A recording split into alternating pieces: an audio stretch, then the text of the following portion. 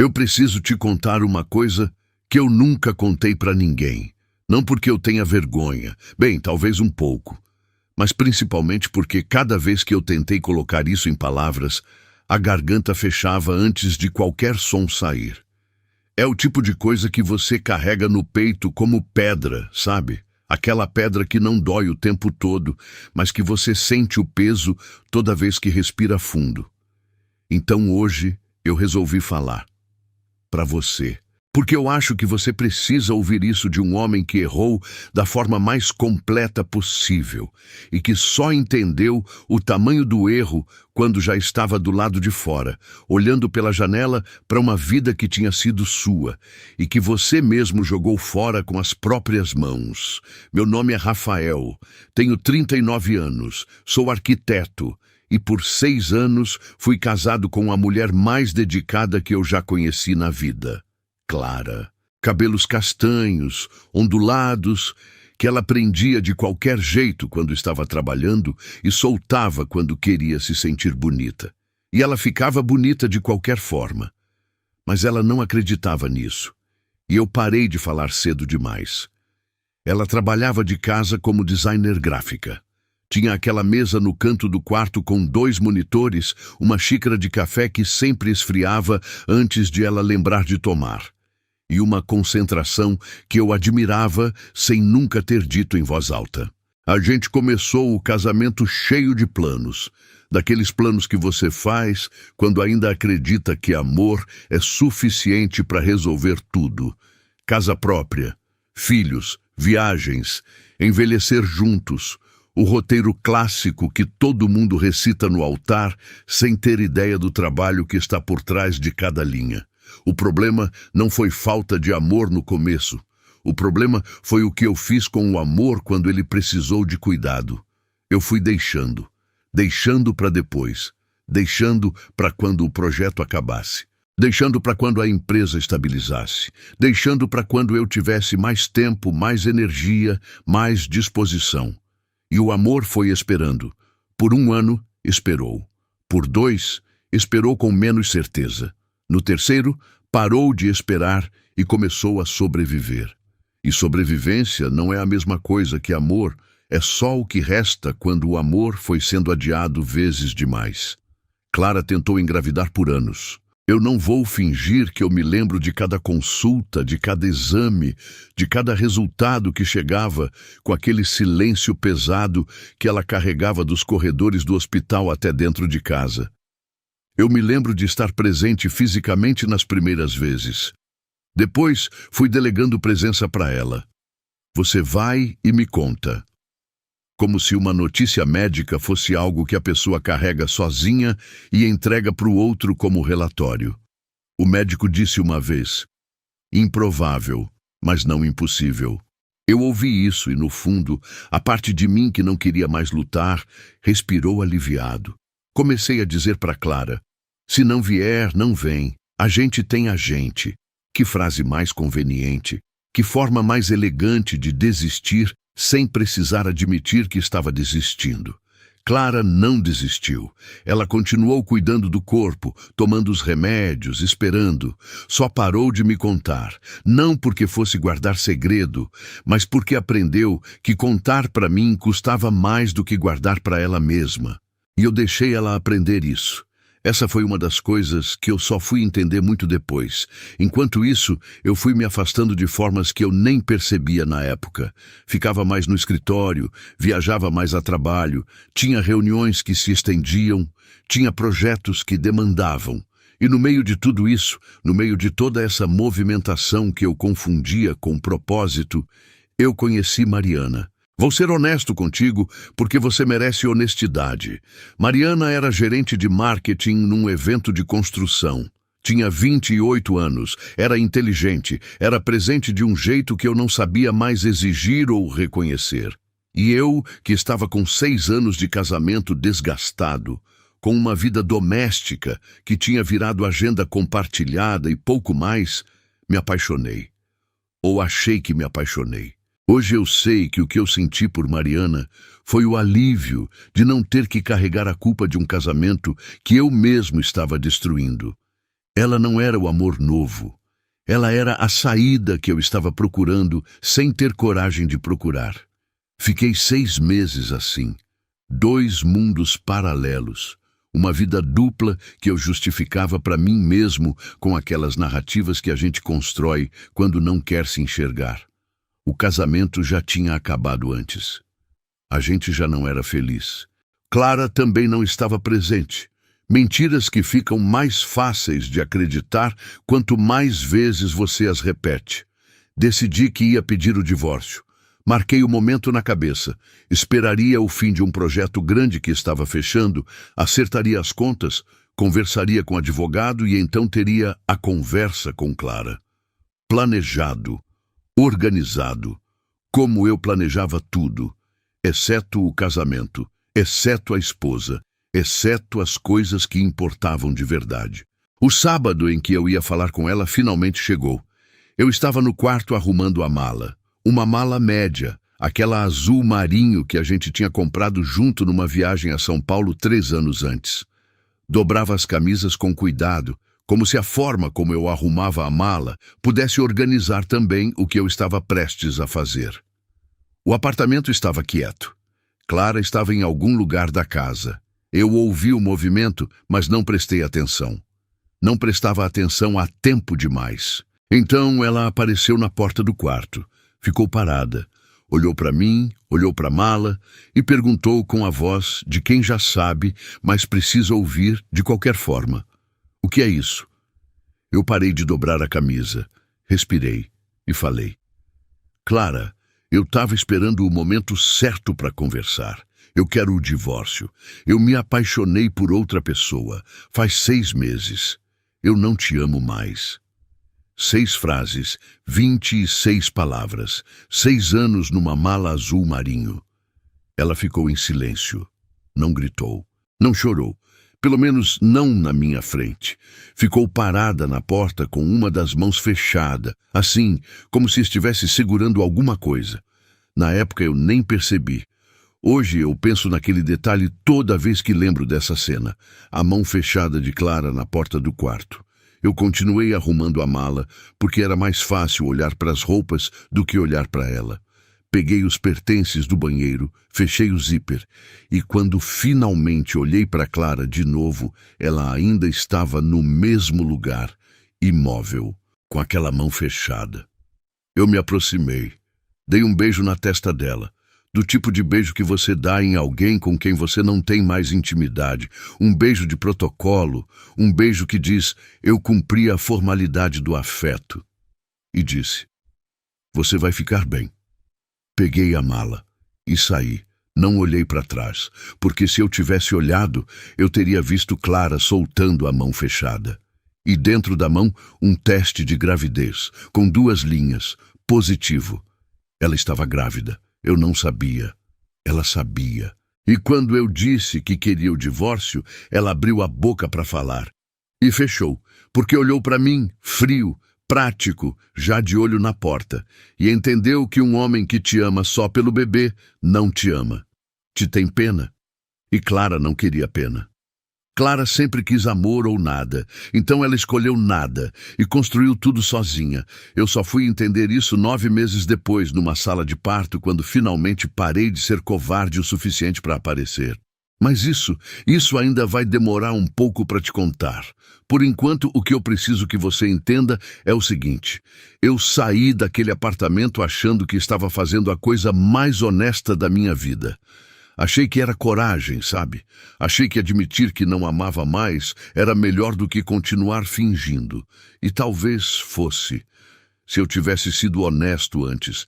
Mas eu não tinha sido. Eu fiquei 6 meses numa vida dupla enquanto Clara tomava remédio, fazia exame, esperava engravidar, cuidava de um casamento que eu já tinha abandonado por dentro sem avisar. A coragem que eu achei que tive naquele sábado não era coragem, era conveniência com prazo de validade. E o preço disso, o preço real, com juros de 9 meses, eu ainda estava longe de entender. Você já viu alguém confundir conveniência com coragem? Me conta nos comentários. E se você conhece alguém que precisa ouvir essa história, Manda para ela, porque o próximo capítulo vai ser ainda mais difícil de contar. Eu não sei exatamente como te explicar o que é assinar um divórcio. Não o processo legal. Esse é simples, frio, burocrático, quase ofensivo de tão simples. São papéis, são assinaturas. É uma mesa, um advogado que não te conhece e não quer te conhecer, e um conjunto de documentos que transforma 6 anos de vida compartilhada numa série de cláusulas e datas. 3 semanas. Foi tudo o que levou. 3 semanas para desfazer legalmente o que a gente tinha construído em 6 anos. O que eu não sei te explicar é o silêncio de Clara durante esse processo todo. Ela não contestou nada. Absolutamente nada. Divisão de bens, apartamento, conta conjunta. Ela aceitou o que eu propus, sem questionar uma vírgula. O advogado dela, numa ligação rápida com o meu, disse apenas: minha cliente aceita os termos. Ela quer liberdade, não compensação. E desligou. Na época, eu interpretei isso como frieza, como indiferença. Pensei, ela também já tinha desistido, então está aliviada que acabou. Eu precisava acreditar nisso para não sentir o peso total do que eu estava fazendo. Então acreditei. Com a mesma facilidade com que eu tinha acreditado em todas as outras histórias convenientes que eu tinha contado para mim mesmo nos últimos meses. Só muito tempo depois, eu entendi que aquilo não era frieza. Era dignidade. Clara não queria nada meu porque ela já sabia, naquele momento, que estava carregando dentro dela a única coisa que importava. E essa coisa não tinha o meu nome em nenhum papel. Ainda. A vida nova começou com aquela sensação estranha de liberdade que você imagina ser boa e que demora alguns dias para revelar o gosto real. Mudei para o apartamento que eu e Mariana começamos a dividir 2 meses depois do divórcio. Era um apartamento diferente do nosso, mais moderno, mais iluminado, decorado com aquela estética de quem ainda está construindo identidade. Tinha plantas na varanda, tinha um espelho grande no corredor, tinha tudo que eu achei que queria quando idealizei essa vida nova dentro da cabeça. Mariana era presença constante, falante, animada, cheia de planos. Viajamos juntos, fomos a restaurantes, frequentamos eventos, postamos fotos. Eu aparecia nessas fotos sorrindo e me perguntava, às vezes, de onde vinha aquele sorriso. Se era real ou se era o alívio de estar fazendo alguma coisa em vez de ficar parado dentro de uma vida que eu tinha deixado apodrecer. Clara, do outro lado da cidade, sumiu completamente do meu radar. Não tentei contato. Não perguntei para amigos em comum. Desliguei aquele capítulo com a eficiência de quem fecha uma aba no computador, sem salvar, sem verificar se tinha algo importante ainda aberto. Ela continuou a vida dela. Eu soube disso, vagamente, perifericamente, porque algumas pessoas em comum ainda existiam nas bordas das nossas redes sociais. Mas Clara não postava muito, nunca tinha postado. Então, o silêncio dela no Instagram não me disse nada. Não entendi o silêncio como sinal. Entendi como confirmação de que ela havia seguido em frente assim como eu. O que estava acontecendo de verdade, eu não sabia. Clara estava com 6 semanas de gravidez no dia que eu saí com a mala.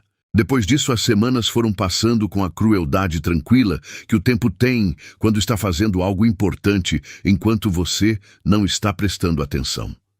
7 semanas. 8. 10, 3 meses. Ela foi sozinha a cada consulta. O obstetra perguntava pelo pai, e ela dizia solteira, com uma voz que não pedia explicação e não recebia nenhuma. Ela ficava na sala de espera, entre casais que trocavam olhares e segurava a mão um do outro.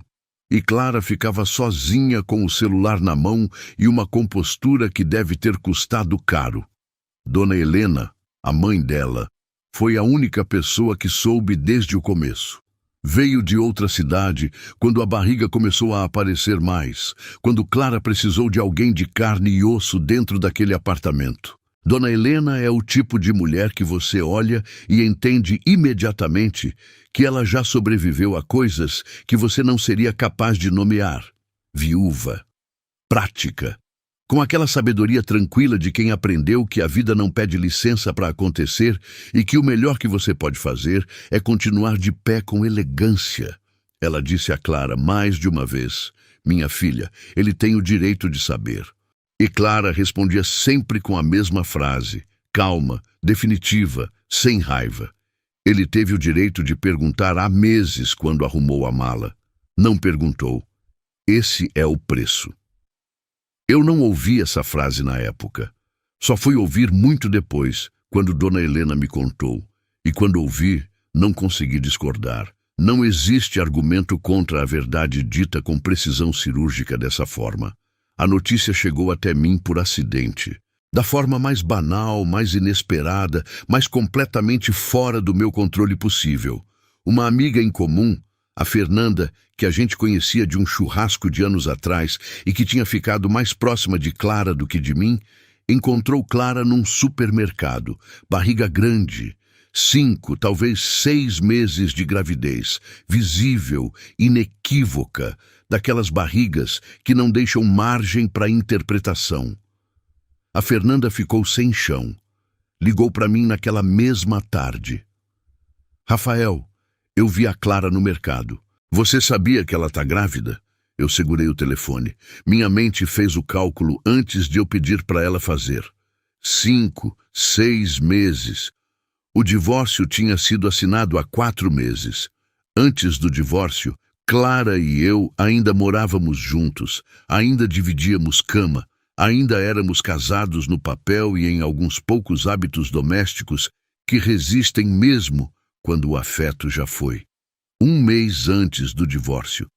Era matematicamente possível. Era, na verdade, matematicamente provável. Grávida, eu repeti. Como se a palavra precisasse ser testada na boca antes de ser assimilada pelo cérebro. Grávida, a Fernanda confirmou. Barriga grande, sozinha no mercado. Parece bem. Eu agradeci. Desliguei. Fiquei parado no meio da sala do apartamento que eu dividia com Mariana, com o celular na mão, sentindo o chão mudar de consistência embaixo dos pés. Liguei para Clara. Ela não atendeu. Liguei de novo. Não atendeu. Mandei mensagem. 2 palavras que eu nunca imaginei que escreveria dessa forma, nesse contexto com esse peso. É meu? Ela leu. Eu vi o visto aparecer e não recebi resposta. Fui ao apartamento. Bati na porta. Esperei.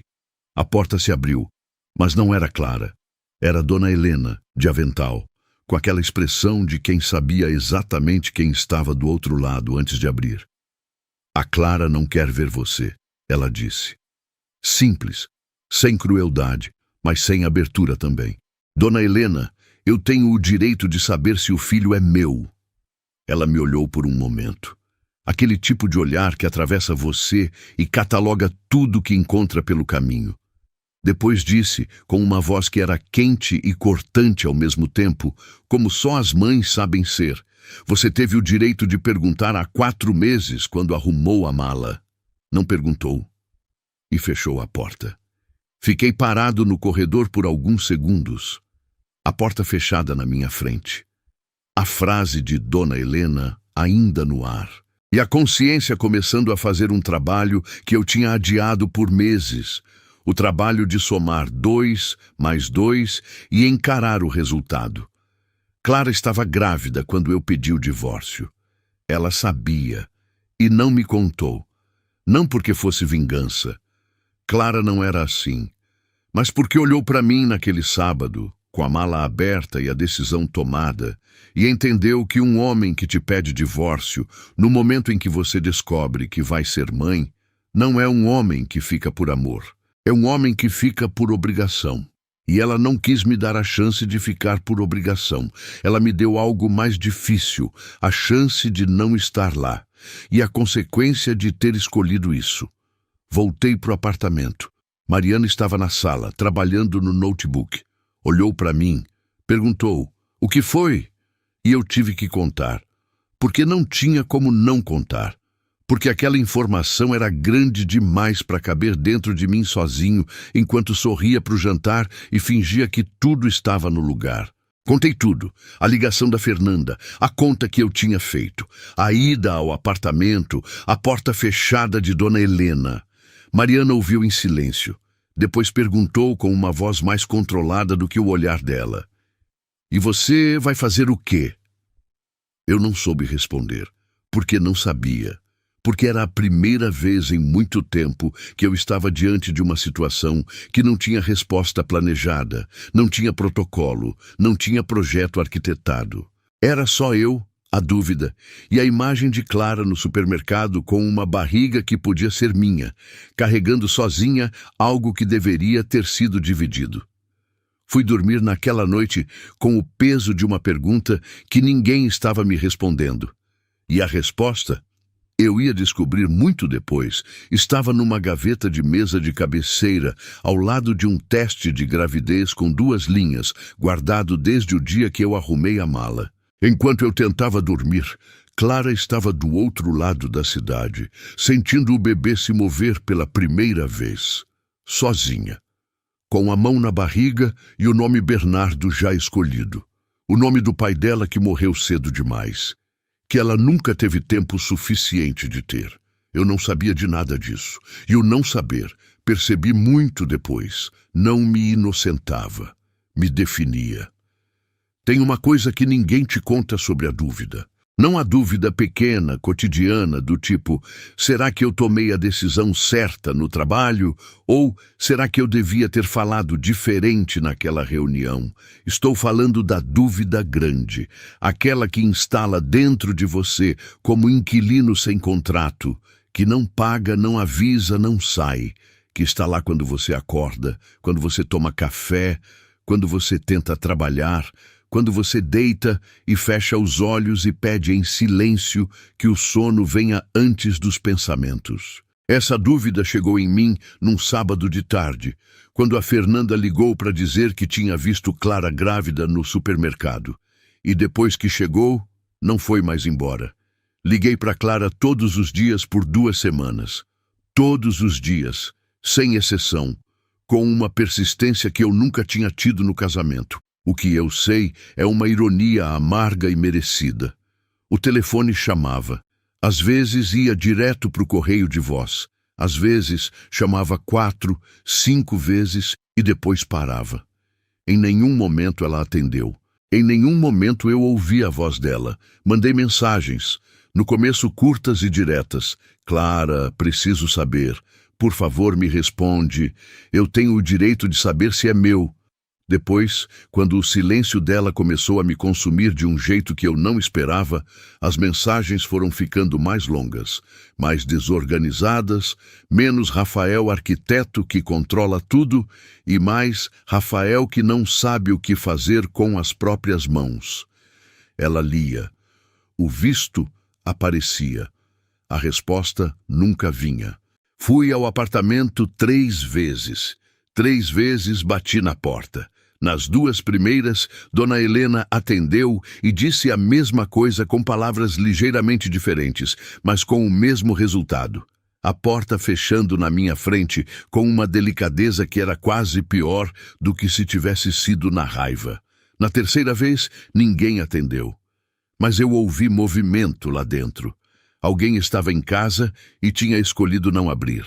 E eu fiquei parado naquele corredor por mais tempo do que eu deveria admitir, com a mão espalmada na porta e a consciência começando a me dizer coisas que eu não queria ouvir. Voltei para o carro. Fiquei sentado no estacionamento por 40 minutos, sem ligar o motor.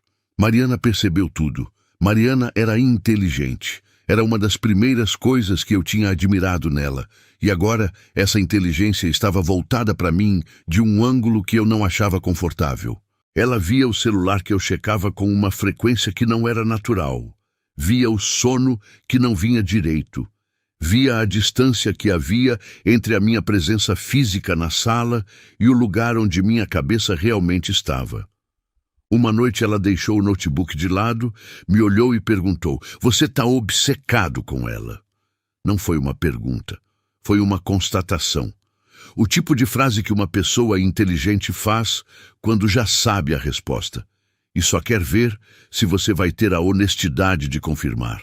Eu não estou obcecado, eu disse. Eu só preciso saber se o filho é meu. Isso não tem nada de obcecado. Tem a ver com responsabilidade. Mariana ficou me olhando por um momento. Depois disse: Rafael, você olha para o celular esperando ligação dela. Você dorme mal.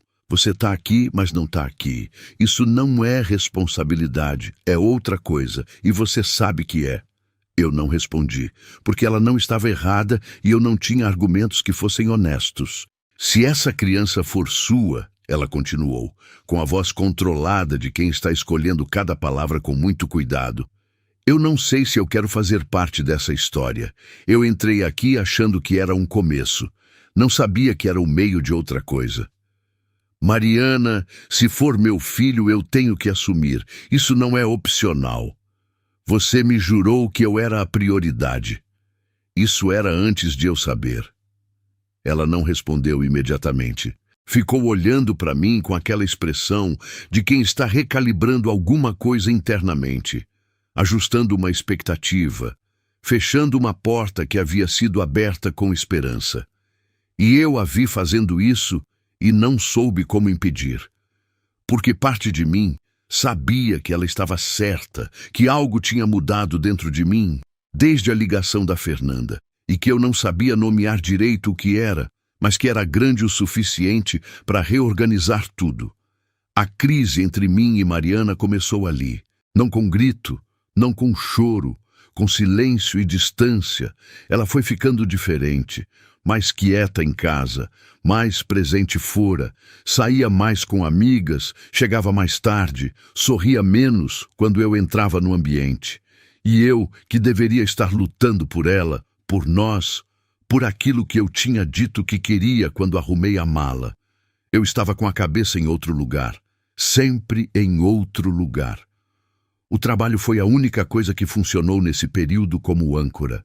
Projetos, reuniões, plantas baixas, cálculos estruturais, o escritório era o único espaço onde eu conseguia não pensar, onde eu tinha função clara, onde os problemas tinham solução identificável, onde o esforço produzia resultado visível.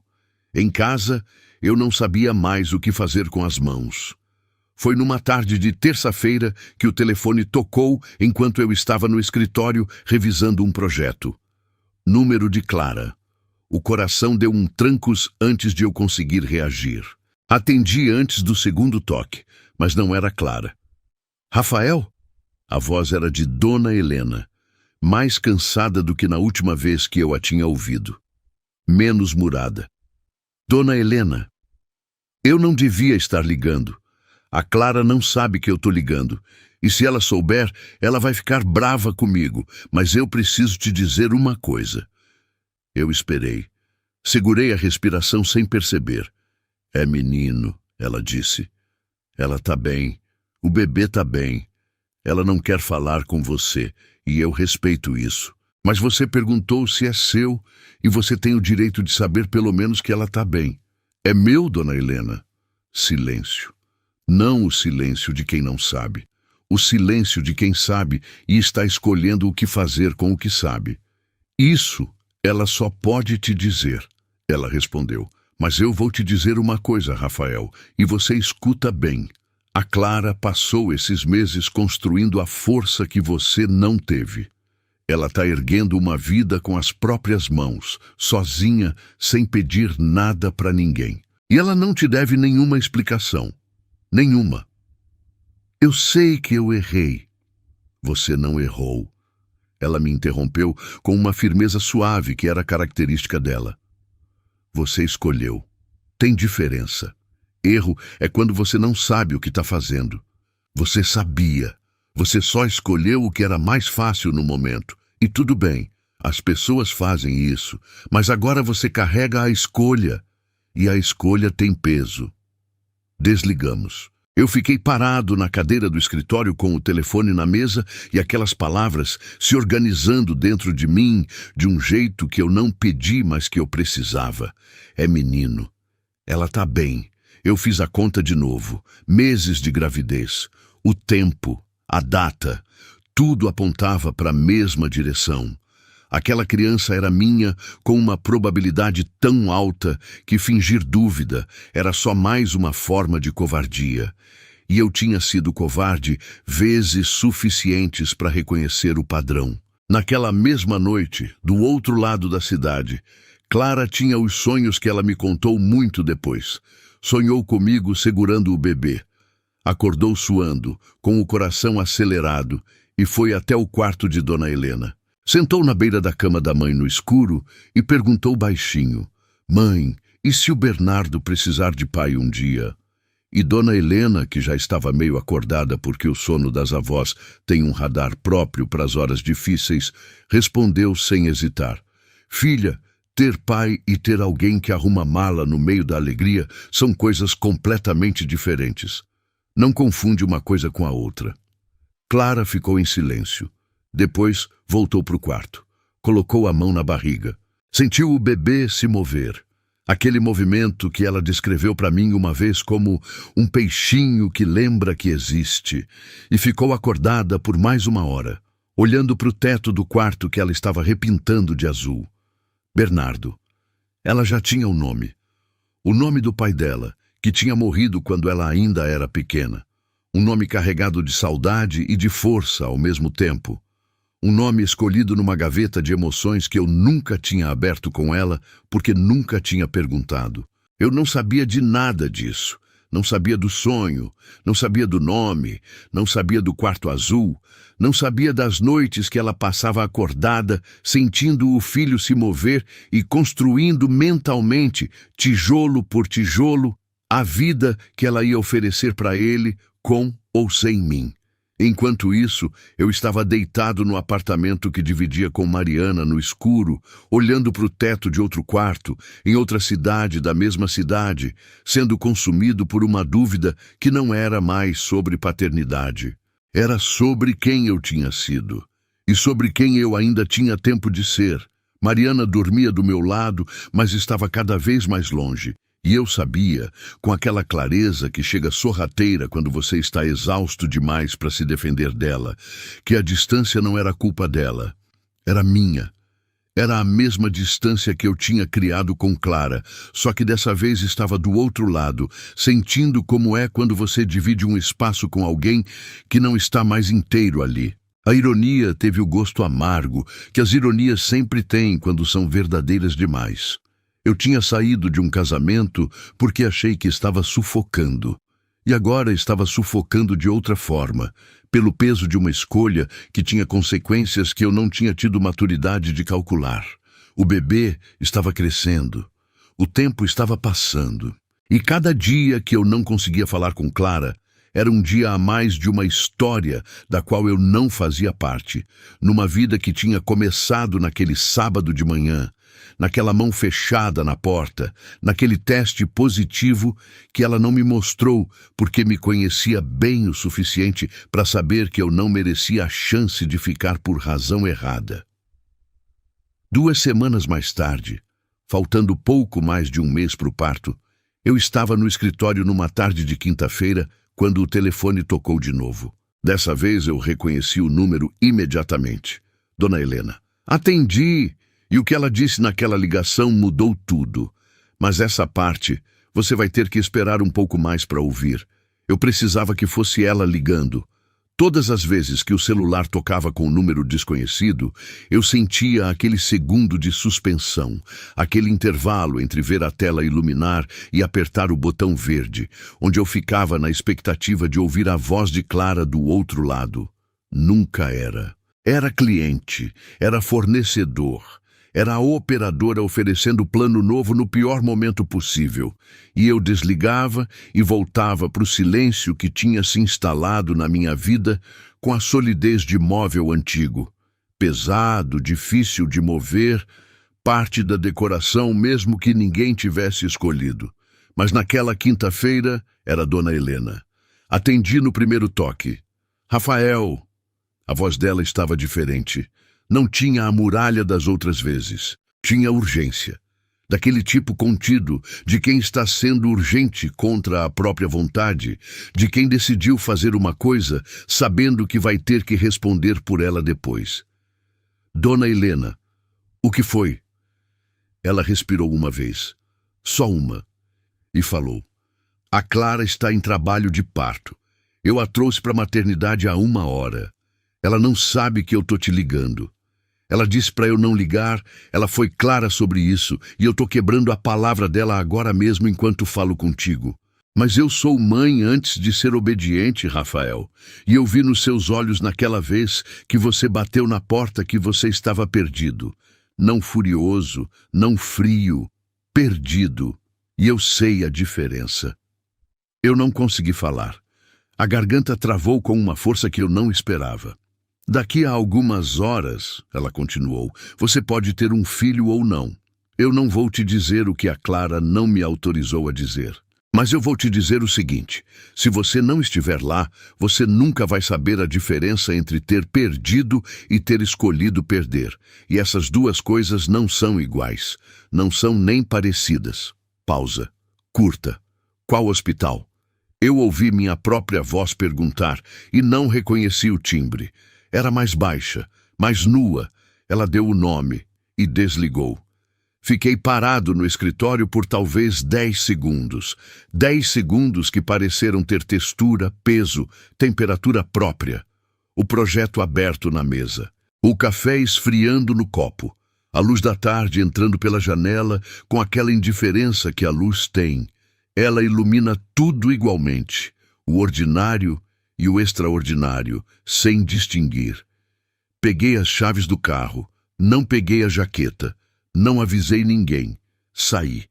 O que aconteceu antes de eu chegar ao carro, o que estava acontecendo enquanto Dona Helena ligava para mim, eu só soube depois, em pedaços, nas semanas que se seguiram. Clara tinha acordado naquela manhã com contrações espaçadas. Ficou em casa por horas, controlando o intervalo, respirando, recusando-se a dramatizar antes da hora. Dona Helena ficou ao lado dela, cronometrando em silêncio, preparando a bolsa com a eficiência de quem já viu parto antes e sabe que o corpo sabe o que está fazendo, mesmo quando a cabeça está com medo. No táxi para a maternidade, Clara ficou olhando pela janela. Não falou muito. Dona Helena segurou a mão dela e não disse nada também, porque às vezes o silêncio compartilhado é mais honesto do que qualquer palavra que você possa escolher. Na admissão, a enfermeira perguntou: tem acompanhante? A minha mãe, Clara respondeu. E o pai do bebê? Não vem. 2 palavras, ditas com uma calma que custou 9 meses para construir. Levaram ela para a sala de pré-parto. As contrações foram ficando mais fortes, mais próximas, mais inegociáveis. O corpo de Clara fazendo o trabalho que o corpo sabe fazer, independente de tudo que a cabeça carrega. As mágoas, as decisões, os 9 meses de silêncio, o teste guardado na gaveta, o nome escolhido num sonho. Dona Helena ficou ao lado, segurando a mão, passando pano úmido na testa, dizendo: respira, filha, com aquela voz de mãe que é o único som no mundo que consegue chegar em você quando tudo mais some.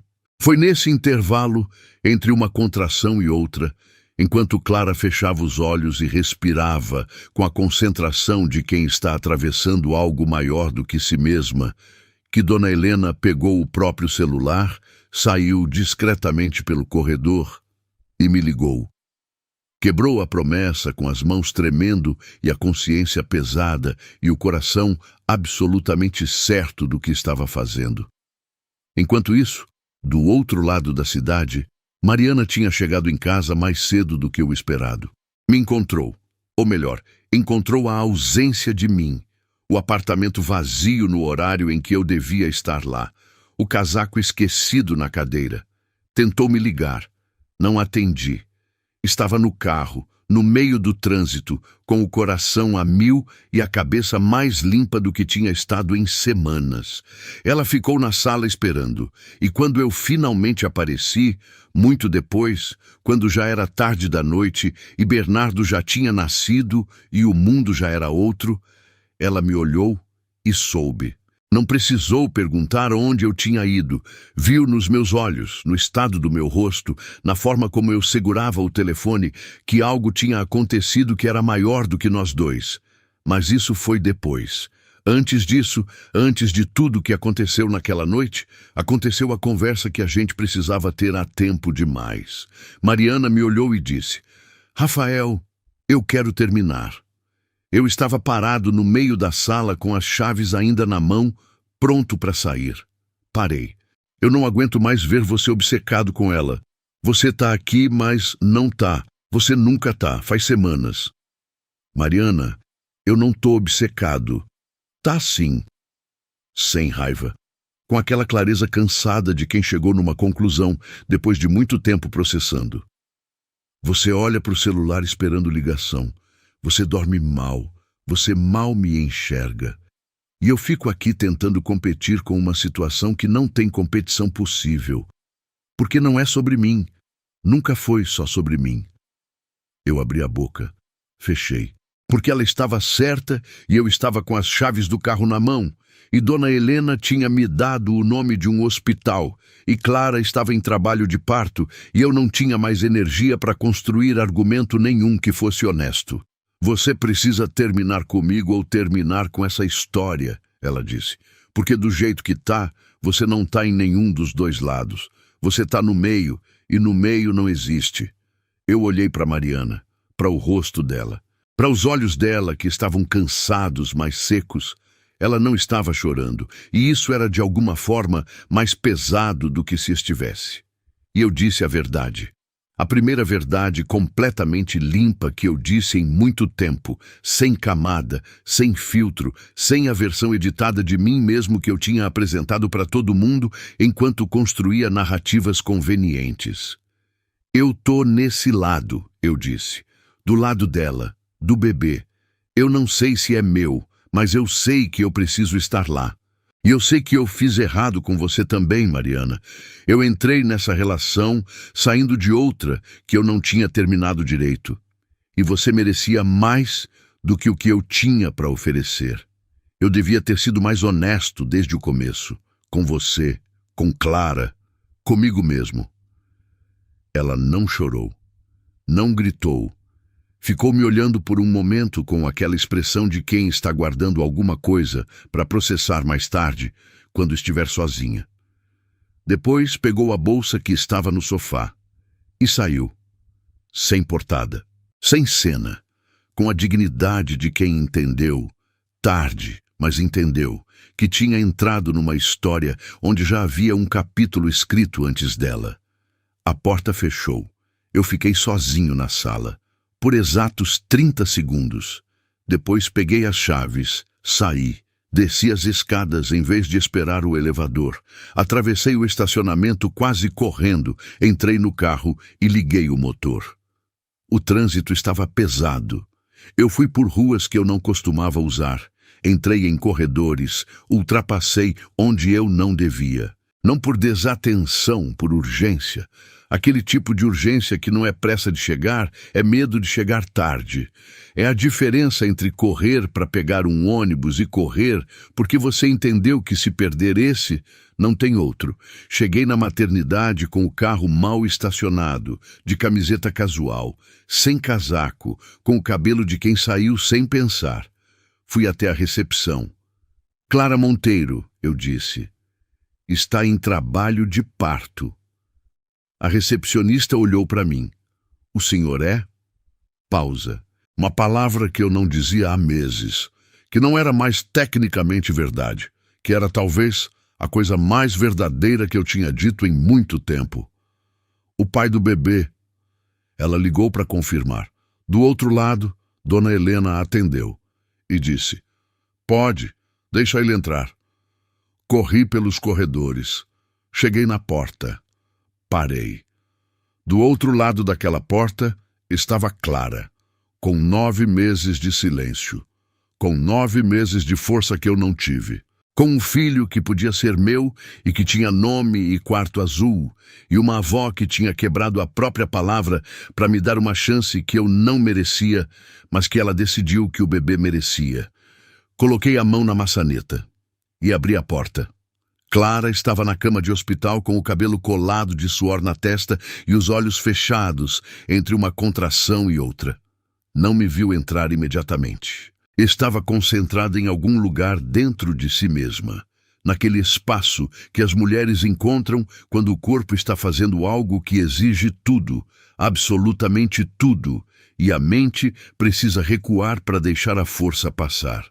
Dona Helena estava ao lado, com a mão sobre o antebraço dela, quieta, cumprindo aquela função silenciosa de presença que só as mães sabem exercer sem atrapalhar.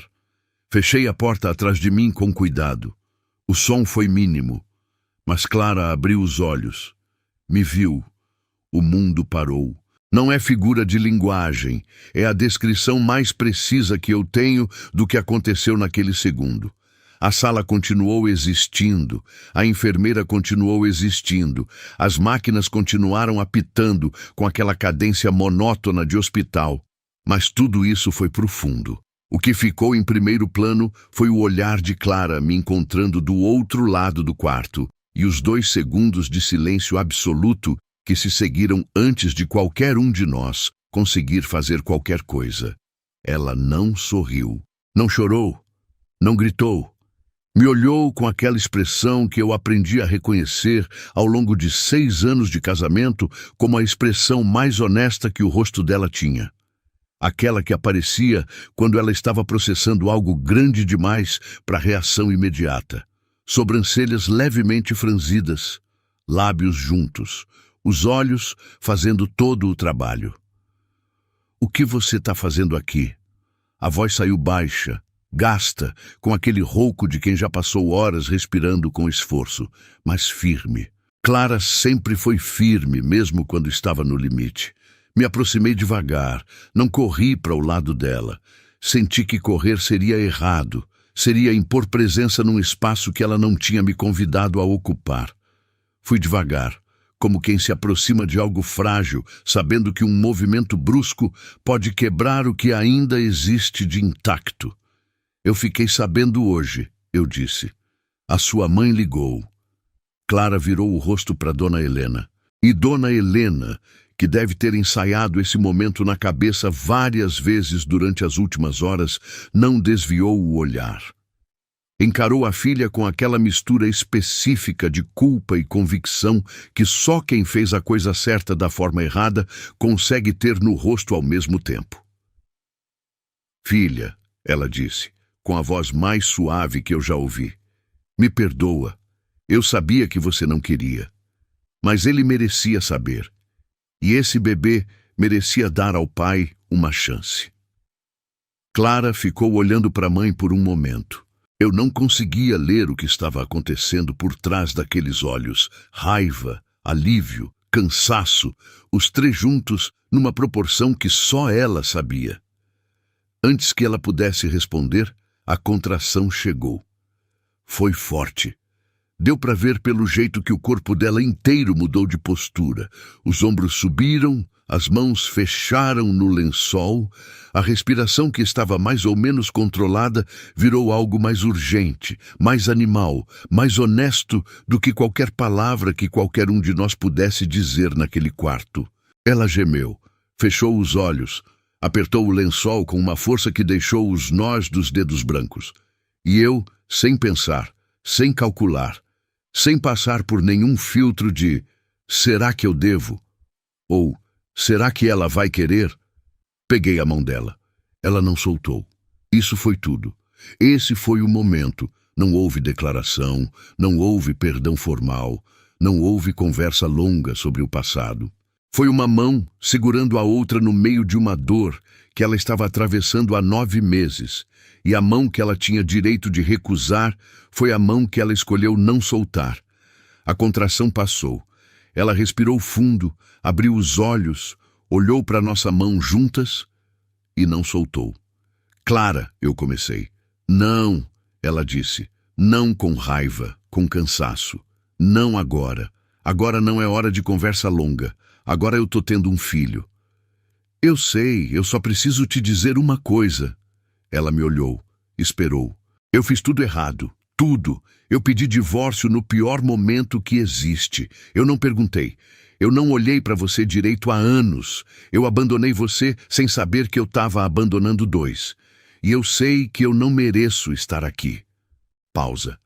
Mas eu tô aqui agora, se você deixar. Clara ficou me olhando por um tempo que eu não sei medir. Lá fora, no corredor, a maternidade continuava funcionando com a sua normalidade de sempre. Bebês nascendo, famílias esperando, aquela circulação constante de alegria e medo que existe só nesses lugares. Aqui dentro, o tempo tinha uma consistência diferente, ela falou. Você não mereceu ficar. Direta, sem crueldade, mas sem suavização desnecessária. Mas talvez mereça tentar ser pai, não por mim, pelo Bernardo. A palavra chegou em mim de um jeito que eu não esperava. Não o perdão, que ela não estava me dando, e eu entendia isso. Mas o nome, Bernardo, ela sentiu. Menino, 9 meses, Bernardo, o nome do pai dela, que tinha morrido quando ela era criança, que ela tinha me contado uma vez, numa noite antiga, no começo do casamento, com aquela voz de quem toca num lugar que sempre vai doer um pouco, mas que não vai parar de pertencer a você. Eu tinha ouvido, tinha guardado, tinha esquecido de devolver com o cuidado que merecia. E agora esse nome estava ali, num quarto de hospital, sendo o primeiro nome que eu ouvia do meu filho. Chorei. Não foi um choro controlado, não foi uma lágrima discreta e elegante. Foi o tipo de choro que acontece quando você baixa a guarda completamente, porque não tem mais energia nem razão para manter. As lágrimas vieram antes de eu decidir que vinham, com aquela velocidade de coisa que estava represada há tempo demais. Obrigado, eu consegui dizer. A voz saiu partida. Não me agradece. Ela olhou para Dona Helena. Agradece a minha mãe. Ela ligou contra a minha vontade. Olhei para Dona Helena. Aquela mulher que tinha me fechado a porta na cara 2 vezes, que tinha dito as frases mais cortantes e mais justas que eu tinha ouvido em meses, que tinha quebrado a promessa para a filha porque amava o neto mais do que amava estar certa. Eu devo tudo à senhora, eu disse. Dona Helena assentiu com aquela dignidade serena que era completamente dela. Não sorriu. Sorrir teria sido leviano. Só assentiu como quem aceita uma dívida sabendo que o pagamento vai vir em parcelas e vai demorar anos. Outra contração, mais forte que a anterior. Clara fechou os olhos, apertou minha mão com uma força desproporcional ao tamanho dela e respirou com aquela técnica que ela claramente tinha treinado. Contagem, ritmo, concentração. Eu fiquei parado, segurando firme, sem dizer nada, porque entendi que minha função naquele momento não era falar, era estar, só estar. A coisa mais simples e a que eu tinha sido pior durante mais tempo. A enfermeira entrou, verificou, disse que estava avançando bem, perguntou se eu era o acompanhante. Clara respondeu antes de eu precisar responder. É o pai. 2 palavras, sem explicação, sem contexto. O suficiente. Nos intervalos entre as contrações, a gente ficou em silêncio. Não o silêncio vazio de quando 2 pessoas não têm o que dizer. O silêncio cheio de quem tem coisas demais para dizer e sabe que não é o momento de nenhuma delas. Dona Helena ficou de um lado. Eu fiquei do outro. Clara ficou no meio, como tinha ficado a vida inteira, no meio de tudo, segurando o que precisava ser segurado, construindo o que precisava ser construído. Numa das pausas, ela virou o rosto para mim. Me olhou de um jeito diferente, não com a dureza do começo, mas não com abertura total também, com algo intermediário, com aquela avaliação cuidadosa de quem foi enganado antes e agora calibra as coisas com mais precisão antes de confiar. Por que você veio? Ela perguntou. A verdade, eu pensei antes de responder, porque essa era a pergunta que merecia pensamento real, não a primeira resposta que viesse. Porque eu fiz a conta, eu disse, dos meses, do tempo, e eu sabia que era meu. E eu sabia que se eu não viesse agora, Eu ia carregar isso para sempre, não como culpa, mas como escolha. E eu não queria que fosse uma escolha. Eu queria que fosse um erro que eu ainda podia consertar em alguma parte. Clara ficou me olhando. E a Mariana? Ela perguntou. Não com ciúme, com curiosidade clínica, com aquela necessidade de entender o quadro completo antes de tomar qualquer decisão. Acabou. Esta noite, antes de eu vir. Você terminou por causa do bebê? Não. Pausa. Eu terminei porque eu percebi que eu estava lá do mesmo jeito que eu fiquei aqui durante o casamento. Presente no endereço, ausente no que importava. E ela merecia mais do que isso. Assim como você merecia. Silêncio. Longo. Eu não te pedi para terminar com ela, Clara disse. Eu sei, você não pediu nada. Você nunca pediu nada que eu não devesse oferecer sozinho. Ela desviou o olhar. Olhou para o teto por um momento. Aquele teto branco e neutro de hospital que não devolve nada. Depois fechou os olhos quando a próxima contração chegou e apertou minha mão de novo. E dessa vez eu apertei de volta com a intenção de quem está prometendo alguma coisa sem usar palavras. A enfermeira voltou. Disse que estava na hora, que iam transferir para a sala de parto. Dona Helena se levantou, pegou a bolsa e olhou para mim com aquela expressão que significava: agora é com você. Saiu para a sala de espera, cedendo o espaço sem que ninguém precisasse pedir. Empurraram a cama de Clara pelo corredor. Eu fui ao lado, com a mão dela na minha. As luzes do teto passando acima da gente em sequência. Aquela luz branca de hospital que ilumina tudo com a mesma frieza democrática. Clara olhou para cima por um momento. Depois, olhou para mim e disse com a voz mais cansada e mais honesta que eu já ouvi na vida: não some de novo. Não foi pedido. Não foi ameaça. Foi o único requisito. A única coisa que ela estava me pedindo, depois de 9 meses, depois de tudo, depois de uma mala azul marinho e um teste guardado na gaveta e uma porta fechada na cara e um nome escolhido em silêncio. Não some de novo. Não vou, eu disse, e entrei na sala de parto ao lado dela. A sala de parto tem um cheiro que eu não esperava. Não é o cheiro que você imagina quando pensa em hospital.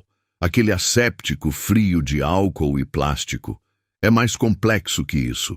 Tem o desinfetante, sim, mas tem também algo mais quente por baixo, mais humano, mais primitivo. O cheiro de esforço, de vida acontecendo com força bruta e sem pedir licença. É um cheiro que entra em você e fica. Eu ainda consigo sentir se fecho os olhos e volto àquele momento. Colocaram Clara na mesa. As luzes eram mais fortes aqui, mais diretas, sem a suavidade do pré-parto.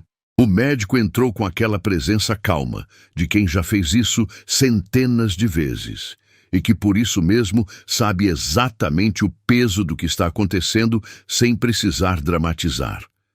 A enfermeira posicionou os equipamentos com movimentos precisos, automáticos, eficientes.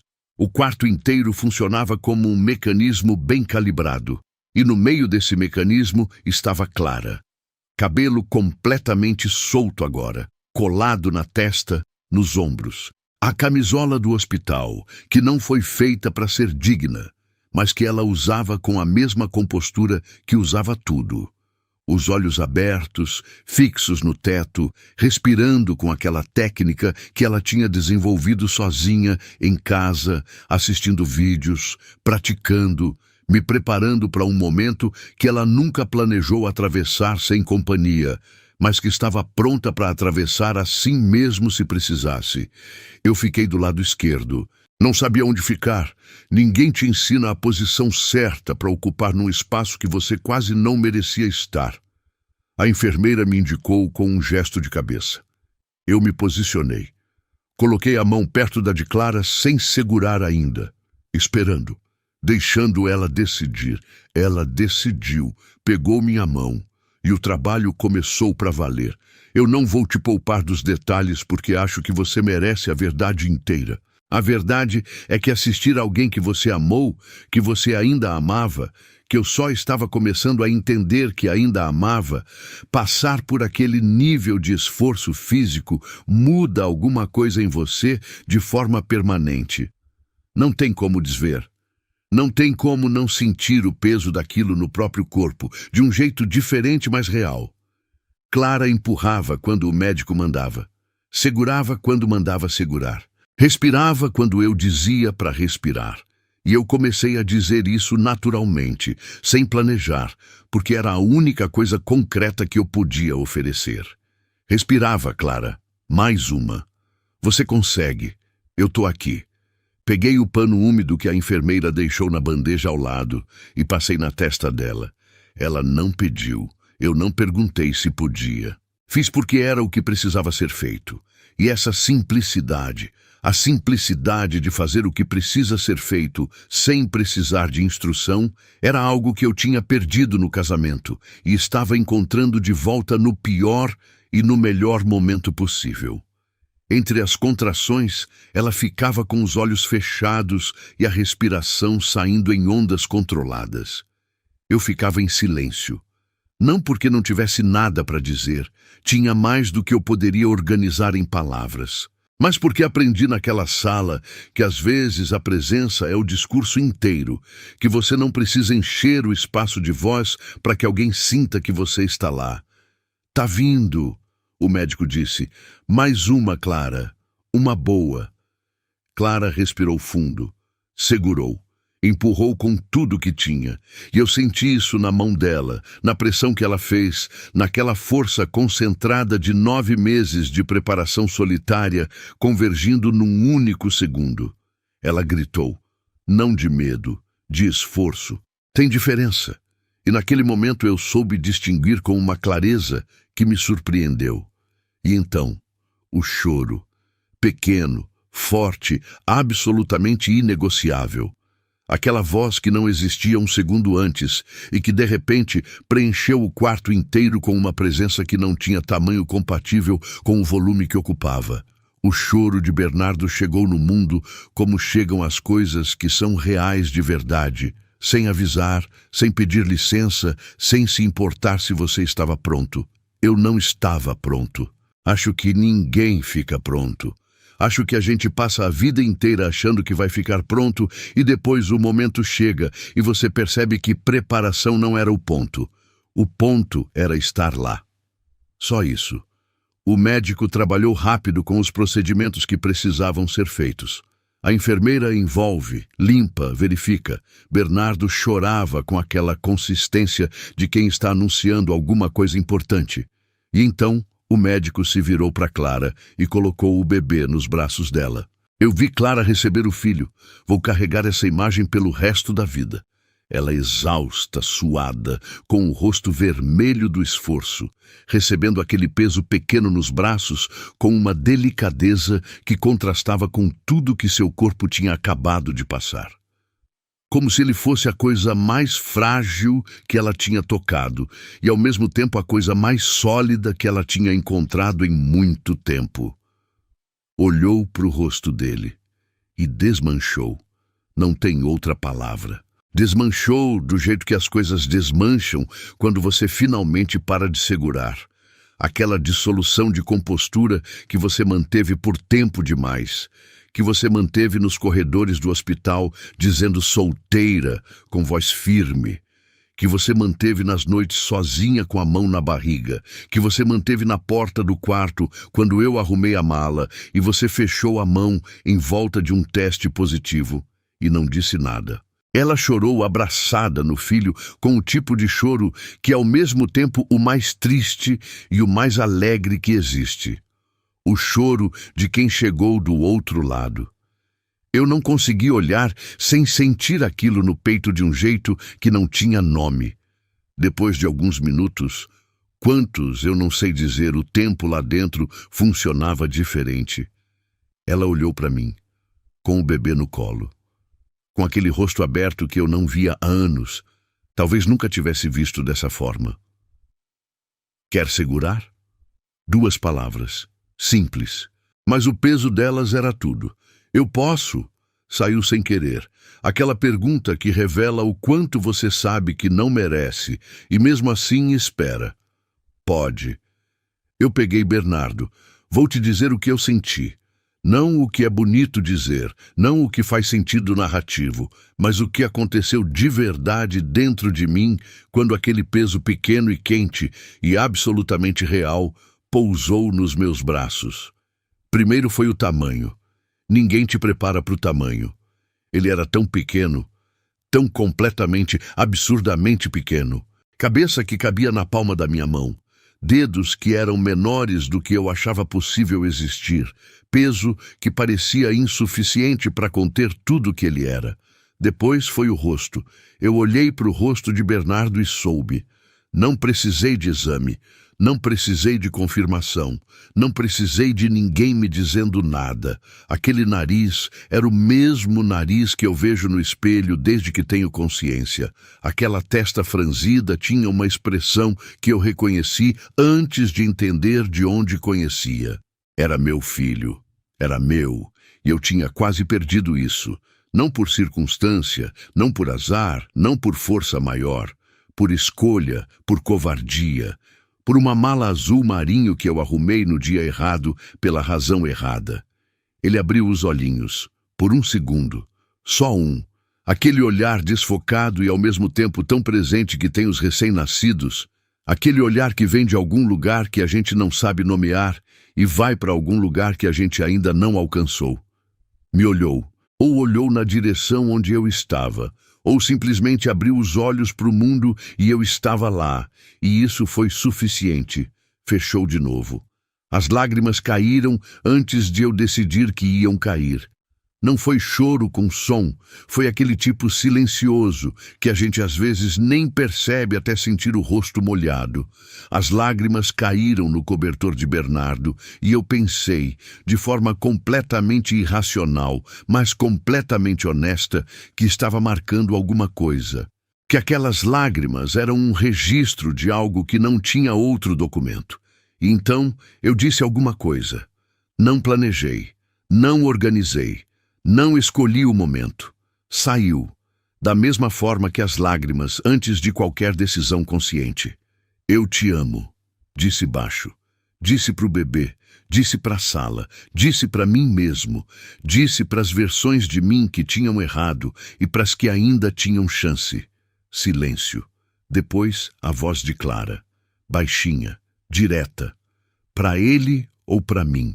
Levantei o olhar. Ela estava me olhando, com aquela expressão aberta que tinha depois do choro, aquela expressão de quem já não tem mais energia para esconder nada e descobriu que não esconder é mais leve do que parecia. Olhei para ela, olhei para o Bernardo, olhei para ela de novo. Para os dois, eu disse, mas eu sei que eu preciso merecer de novo, por ele primeiro, para você, se um dia você deixar. Clara não respondeu. Ficou me olhando por um tempo. E então fez algo que eu não esperava e que foi, talvez, a coisa mais generosa que alguém já fez por mim. Estendeu a mão e segurou a minha. A mão que estava segurando Bernardo, os três conectados naquele triângulo improvável. Não disse nada, não prometeu nada, não perdoou em voz alta, só segurou a mão. Ficamos assim, os três. Naquele quarto de hospital com as luzes fortes e o cheiro que eu nunca vou esquecer. Uma família que não tinha forma definida ainda, que não sabia o contorno que ia tomar, que tinha chegado até ali pelos caminhos mais tortos e mais dolorosos possíveis. Mas estava ali, e estar ali, eu estava aprendendo, tarde demais e na hora certa. É o começo de tudo que importa. A alta veio 3 dias depois. 3 dias dentro de uma maternidade tem uma qualidade de tempo própria, diferente do tempo lá fora, mais lento e mais denso ao mesmo tempo, como se o ar dentro daquelas paredes soubesse que coisas importantes estão acontecendo e decidisse se mover com mais cuidado. Eu fui todos os dias, manhã e tarde. Não porque Clara tinha pedido, ela não tinha pedido nada, continuava sem pedir nada. Era uma característica dela que eu estava reaprendendo a reconhecer com o respeito que sempre mereceu. Fui porque era onde eu precisava estar, e pela primeira vez em muito tempo, o lugar onde eu precisava estar e o lugar onde eu queria estar eram o mesmo. Clara me deixou ficar. Com aquela economia de gestos que era característica dela, não me convidou com entusiasmo, não me afastou com frieza. Abriu um espaço e deixou eu decidir se eu cabia nele. Eu cabia. Eu coube. Eu tentei ocupar esse espaço com cuidado, sem esprairar, sem presumir que generosidade era convite para mais do que estava sendo oferecido. Bernardo dormia muito. Isso eu não sabia. Não sabia nada sobre recém-nascidos de forma prática. Sabia só as coisas vagas e teóricas que qualquer adulto acumula sem querer ao longo dos anos. Dormia e acordava e mamava, e dormia de novo com aquela circularidade tranquila de quem ainda não sabe que o mundo tem horário. Eu ficava olhando para ele nos momentos em que ele dormia com aquela atenção de quem está tentando memorizar alguma coisa importante. O jeito que a boca dele ficava entreaberta, o movimento quase imperceptível do peito subindo e descendo.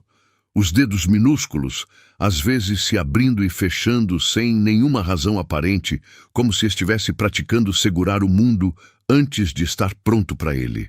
No dia da alta, eu ofereci levar elas para casa. Clara hesitou. Eu vi a hesitação, aquele segundo de cálculo silencioso que ela fazia quando estava avaliando se uma situação tinha mais risco do que benefício. Depois concordou. Não como casal, não como retorno de nada, como pai e mãe coordenando a logística mais importante das suas vidas até aquele momento. No carro, Bernardo foi na cadeirinha que Dona Helena tinha trazido dias antes. Clara ficou no banco de trás ao lado dele, com a mão no cobertor, verificando a temperatura dele a cada 2 minutos, com aquela preocupação de mãe nova, que é ao mesmo tempo excessiva e completamente justificada. Eu dirigia em silêncio, devagar, com aquela atenção redobrada de quem está transportando algo que reorganizou completamente a hierarquia de coisas que importam. No apartamento, carregamos as coisas. Eu carregava, Clara entrava. Dona Helena já tinha deixado tudo pronto. A casa limpa, a geladeira com comida, o berço montado no quarto azul com o enxoval dobrado na ordem certa. Entrei no quarto do Bernardo pela primeira vez. Parei na porta. O quarto azul. Azul claro. Daquele azul que tem branco misturado, que é tranquilo e ao mesmo tempo cheio de vida. O berço branco no canto com um móbile de estrelas que ainda estava parado. As roupinhas dobradas na cômoda, minúsculas, cada uma delas, do tipo que você olha e não consegue acreditar que existe um ser humano pequeno o suficiente para usar. Os ursinhos no prateleiro, a luminária em formato de lua cheia, o tapete macio no chão em frente ao berço, daquele tipo que você escolhe pensando nos joelhos de quem vai se ajoelhar ali para pegar o bebê às 3 da manhã. Clara tinha feito tudo isso, sozinha. Cada item escolhido, cada detalhe posicionado, cada decisão tomada sem ninguém para consultar, sem ninguém para dividir a dúvida ou a alegria da escolha. Ela tinha construído um mundo inteiro aqui dentro, enquanto eu estava do outro lado da cidade sem fazer ideia. Você fez tudo isso sozinha, eu disse. Não foi elogio, foi constatação, dita com o peso que merecia. Eu tive minha mãe, ela respondeu, sempre generosa em dividir o mérito, mesmo quando não precisava. Mesmo assim, pausa. Eu deveria ter estado aqui. Clara me olhou. Não disse que sim, não disse que não. Colocou Bernardo no berço com aquele cuidado lento de quem ainda está aprendendo a confiar no próprio movimento. Ajustou o cobertor. Ficou olhando para o filho por um momento, com aquela expressão que eu aprendi a reconhecer como o amor mais puro que existe. Não o amor que quer, mas o amor que simplesmente é, sem condição, sem contrapartida, sem precisar de nada em troca. Eu me ofereci para ficar e ajudar. Clara recusou. Vai para sua casa, ela disse. A gente conversa amanhã. Eu não argumentei. Esse era um dos poucos instintos certos que eu tinha desenvolvido nas últimas semanas. O instinto de não pressionar o que não estava sendo pressionado, de não ocupar mais espaço do que estava sendo cedido. Falei boa noite. Ela assentiu. Saí. No carro, no estacionamento do prédio dela, fiquei sentado por um tempo sem ligar o motor, olhando para o prédio, pensando no quarto azul lá em cima, no berço branco, em Bernardo dormindo com a boca entreaberta, enquanto Clara ficava acordada do lado, aprendendo o ritmo dele. Chorei de novo. Mas diferente dessa vez, não era o choro da sala de parto, aquele que vinha da emoção grande e imediata. Era um choro mais fundo, mais antigo. Era a culpa tomando uma forma que eu podia finalmente sentir de verdade, agora que a realidade tinha rosto e nome e dedos minúsculos que se abriam e fechavam sem razão. Eu tinha perdido 9 meses, não como abstração, como realidade concreta, contável, irrecuperável. 9 meses de barriga crescendo, 9 meses de consultas, 9 meses de noites difíceis que Clara atravessou sozinha, 9 meses do nome sendo escolhido, do quarto sendo pintado, das roupinhas sendo dobradas. Tudo isso existiu e eu não estava lá. Não porque não pudesse, porque escolhi não saber. Essa distinção entre não poder e ter escolhido era o peso que eu ia carregar. Não como punição, como verdade. E verdades, aprendi, não somem quando você desvia o olhar. Elas ficam. Você aprende a viver com elas ou elas aprendem a viver sem você. Os dias seguintes viraram rotina. Uma rotina nova, construída com cuidado e limites claros. Eu ligava para Clara de manhã, confirmava o horário. Chegava à tarde. Ficava 2 horas, às vezes 3. Se Bernardo estava agitado e Clara precisava de um momento de descanso real. Depois ia embora. Sem drama, sem negociação, sem tentar esticar o que não estava sendo oferecido. Troquei fralda pela primeira vez na segunda visita. Foi um desastre completo e documentável. As fitas adesivas foram parar nos lugares errados, a fralda ficou torta. Bernardo reclamou com aquela impaciência justa de quem está passando por um processo desnecessariamente complicado. Clara observou do berço e eu ouvi, juro que ouvi, o início de um sorriso na respiração dela. Não chegou a ser risada. Mas foi a primeira vez em muito tempo que eu causei algo que chegou perto de um sorriso nela. E mesmo que fosse à minha custa, eu aceitei com gratidão. Dei mamadeira com a temperatura errada. Bernardo recusou com uma convicção impressionante para alguém de uma semana de vida. Aprendi a testar no pulso. Errei de novo. Acertei na 3ª tentativa. Clara não disse nada. Deixou eu aprender sozinho, o que era ao mesmo tempo respeito e exigência. E eu preferia assim. Segurava Bernardo enquanto ela tomava banho, enquanto ela dormia 1 hora, enquanto ela comia sentada, sem precisar estar de olho em nada. Coisas pequenas, funcionais, que eram na verdade enormes.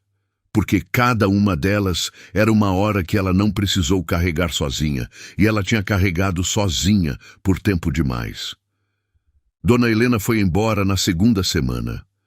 Antes de partir, veio até mim na sala, enquanto Clara estava no quarto amamentando. Sentou.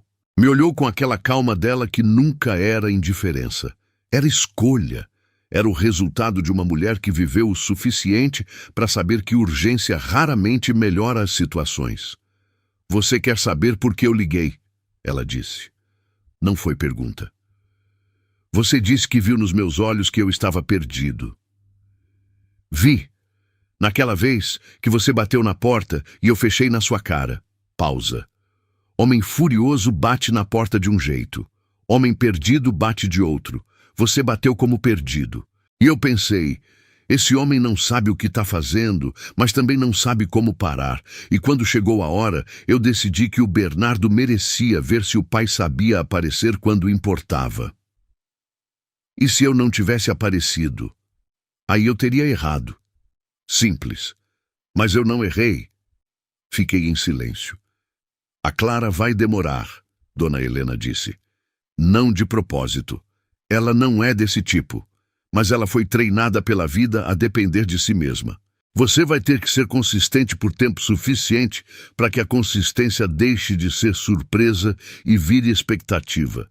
Isso leva tempo. Eu tenho tempo. Ela me olhou, avaliou, assentiu. Então, tá bom.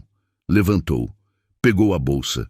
Antes de sair, parou na porta e disse sem se virar: reconhece o Bernardo logo, no papel, não porque ela pediu, porque é o certo. Falei com Clara sobre isso na semana seguinte. Disse que queria reconhecer Bernardo oficialmente. Ela ouviu, pensou. Pode, ela disse. Mas eu vou te dizer uma coisa. Reconhecer no papel é fácil. Ser pai todo dia é difícil. Cuidado com qual você está escolhendo. Eu escolho os dois. Ela me olhou por um momento. Não sorriu, mas também não desviou o olhar. E às vezes eu aprendi. Não desviar o olhar é o começo de tudo. 6 meses passam de formas diferentes, dependendo de onde você está olhando. Do lado de fora, 6 meses é uma unidade de tempo objetiva, mensurável, igual para todo mundo. Do lado de dentro de uma situação como a nossa, como a minha, como a de Clara, como a de um bebê que não sabe nada disso e por isso dorme tranquilo, 6 meses tem textura própria, tem cheiro, tem peso específico, tem momentos que pareceram dias inteiros e dias que passaram como se o relógio tivesse decidido, por misericórdia, acelerar um pouco. Bernardo cresceu.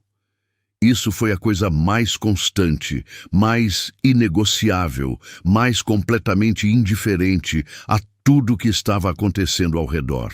Ele cresceu porque era o que ele sabia fazer. Esperto desde cedo, aquele tipo de alerta que você vê nos olhos de alguns bebês, aquela presença que sugere que tem muito mais processando lá dentro do que o tamanho do corpo deixa imaginar. Sorriso que apareceu na 6ª semana e que, juro, reorganizou minha hierarquia de prioridades de forma mais eficiente do que qualquer crise ou decisão que eu tinha tomado nos últimos anos. Aquele sorriso sem dente, desfocado, absolutamente sem intenção e completamente devastador. Eu vendi o apartamento que tinha dividido com Mariana. Não foi decisão difícil. Foi, na verdade, uma das poucas decisões desse período que veio com clareza imediata, sem o peso habitual de análise e postergação. Aquele apartamento tinha sido construído em cima de uma escolha errada. Não errada porque Mariana era errada, mas errada porque eu tinha chegado lá fugindo de algo em vez de indo em direção a algo. E morar num lugar assim, entre plantas de varanda e espelho grande no corredor, enquanto tentava ser pai, presente a 20 minutos de distância, não fazia sentido de nenhuma forma que eu conseguisse justificar. Aluguei um apartamento menor, 3 quarteirões do prédio de Clara. Não morava com ela. Isso precisava estar claro, para mim e para qualquer um que perguntasse. Morava perto o suficiente para que Bernardo pudesse ter 2 endereços funcionais em vez de um endereço principal e um pai de fim de semana. Perto o suficiente para que uma ligação às 10 da noite dizendo "ele não está dormindo e eu estou exausta" resultasse em presença física em menos de 10 minutos. Perto o suficiente para que a paternidade fosse logisticamente possível de ser exercida todos os dias. Não só nos dias que coubessem numa agenda combinada. Clara e eu não namorávamos. Esse era o estado das coisas, e eu tinha aprendido a não forçar nomeação no que ainda estava tomando forma. A gente tinha algo que eu descobri ser mais raro do que namoro, mais difícil de construir e mais valioso quando existe. Conversa real. Fala de verdade. Aquele tipo de troca onde você não está gerenciando a impressão que está causando, não está escolhendo a versão de si mesmo que vai apresentar, não está calculando o efeito de cada palavra antes de deixá-la sair. Falávamos sobre Bernardo, sobre o que ele estava fazendo, o que estava aprendendo, o que parecia interessá-lo. Falávamos sobre o passado, não com ressentimento ativo, mas com aquela honestidade de quem já está do outro lado do pior e pode olhar de volta sem precisar se proteger. Ela me contou coisas que eu não sabia, dos meses de gravidez, das consultas sozinha, das noites difíceis, das vezes que ela acordava às 3 da manhã e ficava com a mão na barriga pensando em coisas que ela não tinha com quem compartilhar. Eu ouvi, sem interromper, sem me defender, sem tentar recontextualizar os fatos de forma que me fizesse parecer menos culpado do que era. Só ouvi. E isso, o ato simples e difícil de ouvir sem se defender, foi a coisa mais útil que eu fiz durante meses. Ela também ouvia quando eu falava, sobre o que eu tinha entendido, sobre os erros que eu conseguia ver agora com uma clareza que não tinha antes, sobre a forma como eu tinha confundido ausência com liberdade, e distância com independência, e covardia com praticidade. Ela ouvia com aquela atenção dela que nunca foi passiva, sempre presente, sempre processando, sempre com aquele olhar que chegava em você e não ficava na superfície. Não era o casamento, era outra coisa. Algo sem nome ainda, sem contrato, sem promessa, mas era real, e real era mais do que eu merecia e exatamente o que eu precisava. Uma noite eu fui pôr Bernardo para dormir. Já tinha virado parte da rotina, aquela hora do fim do dia onde eu chegava, dava banho com Clara, supervisionando minha técnica ainda imperfeita, colocava o pijama, segurava até ele ceder ao sono com aquela rendição gradual que os bebês têm, a cabeça pesando primeiro, depois o corpo inteiro relaxando, como se tivesse desligado. Depois de colocá-lo no berço, saí do quarto com cuidado e encontrei Clara na cozinha terminando de preparar o jantar. Tinha feito arroz, feijão, frango grelhado. Simples. O tipo de comida que você faz quando não está tentando impressionar ninguém, quando está cozinhando porque tem fome e tem alguém para alimentar. O apartamento cheirava a alho refogado e a algo mais antigo que isso, cheirava a cotidiano, a rotina partilhada, a normalidade que é, na verdade, o maior luxo que existe. Ela pôs um prato a mais na mesa sem dizer nada. Jantamos juntos. Primeira vez em mais de um ano que fazíamos isso. Conversa foi leve no começo. Bernardo, uma coisa engraçada que ele tinha feito de manhã, um projeto que ela estava fechando, uma questão no escritório que eu precisava resolver. Depois ficou mais quieta, daquele silêncio confortável que existe entre pessoas que não precisam preencher o ar com som para provar que estão bem. No fim do jantar, eu olhei para ela. E a pergunta que eu tinha guardado por meses, que eu tinha ensaiado e descartado e ensaiado de novo, saiu. Eu sei que eu não tenho o direito, eu disse, mas eu queria te perguntar uma coisa. Clara pousou o garfo, me olhou. Você acha que a gente tem chance? De novo? Ela não respondeu imediatamente. Ficou me olhando com aquela expressão de quem está pesando coisas que não tem balança adequada. Depois, olhou para o prato por um momento. E quando olhou de volta, a resposta veio inteira, direta, sem crueldade e sem falsa esperança. Rafael, eu te amei por muitos anos, de verdade, completamente. Eu deixei de te amar no dia que você arrumou a mala. Pausa. Nos últimos 6 meses, eu te vi ser um bom pai. Vi você errar a fralda e aprender. Vi você acordar cedo para estar aqui. Vi você ouvir quando eu precisava falar. E eu te respeito por isso, genuinamente. Outra pausa. Mas respeito não é amor. E eu não sei se eu consigo sentir de novo o que eu sentia antes.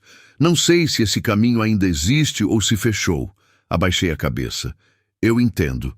Mas, ela continuou, e aquele mais chegou com um peso diferente, mais suave. Eu também não sei se eu vou conseguir sentir por outra pessoa algo novo, enquanto o pai do meu filho está aqui tentando ser melhor. E talvez a gente não precise decidir hoje. Talvez a gente possa só viver, ser pais, ser o que estamos sendo e ver o que acontece, sem pressão, sem prazo, sem promessa que nenhum dos dois pode garantir ainda. Olhei para ela. Isso é mais do que eu mereço. É, ela concordou, sem suavizar. Mas é o que eu consigo oferecer agora. Aceitei, sem negociar, sem pedir mais, sem interpretar como sinal de mais do que era. Aceitei porque era honesto, e a honestidade dela era o bem mais precioso que eu tinha desperdiçado e o único que eu ainda tinha chance de honrar. As semanas seguiram. Rafael continuou presente, todos os dias, sem exceção que não fosse acordada com antecedência, sem surpresa que não tivesse sido convidada. Bernardo cresceu rindo entre dois adultos que se esforçavam, que erravam, que tentavam de novo. Clara, aos poucos, foi deixando coisas pequenas acontecerem sem planejar. Uma risada espontânea quando eu errei a fralda de novo, de um jeito diferente, mas igualmente desastroso. Um toque sem intenção quando me entregou Bernardo e as mãos se encontraram por um segundo a mais do necessário. Uma foto que ela tirou de mim segurando o filho. Eu só soube porque vi o telefone apontado na minha direção. E quando perguntei, ela desviou o assunto com uma naturalidade que não era completamente natural. Ela não enviou essa foto para ninguém. Eu soube disso também. Ficou no telefone dela, em alguma pasta, para ser olhada em algum momento que eu não estava lá. No primeiro aniversário de Bernardo, ela organizou uma festa pequena no apartamento. Dona Helena veio de outra cidade. Algumas amigas. E Fernanda, que tinha começado tudo com uma ligação num supermercado sem saber o tamanho do que estava movendo. Balões azuis. Bolo de chantilly com um número 1 em cima que Bernardo atacou com as duas mãos antes que alguém pudesse cortar direito. Eu cheguei com um presente para ele e um buquê de flores. Clara olhou para o buquê. Para quem são? Para você. Não por amor, por gratidão, por ter me deixado estar aqui, por ter aberto a porta naquela maternidade quando você tinha todo o direito de não abrir, por ter dado ao Bernardo a chance de ter pai, mesmo quando o pai não merecia a chance. Ela pegou as flores. Ficou olhando para elas por um segundo. Depois foi buscar um vaso, encheu de água, colocou na mesa central, no meio da sala, entre os balões e a bagunça de aniversário. Aquelas flores ficaram ali como alguma coisa que não precisava de legenda. A festa foi e veio. As pessoas foram embora. Dona Helena abraçou a filha por um tempo longo, me olhou com aquele olhar dela que dispensava palavras, e foi embora também. Eu ajudei a limpar. Juntei prato, guardei comida, dobrei toalha de papel. Fiz as coisas pequenas que são, na verdade, a prova de tudo. Depois fui embora para o meu apartamento, 3 quarteirões, o suficiente.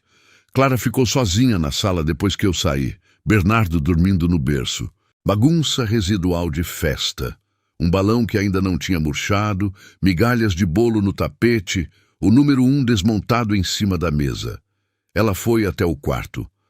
Abriu a gaveta da mesinha de cabeceira.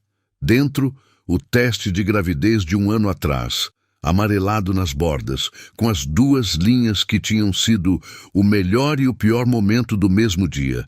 E ao lado, agora, uma coisa nova. Uma foto dos 3 no hospital, tirada por Dona Helena no dia do parto.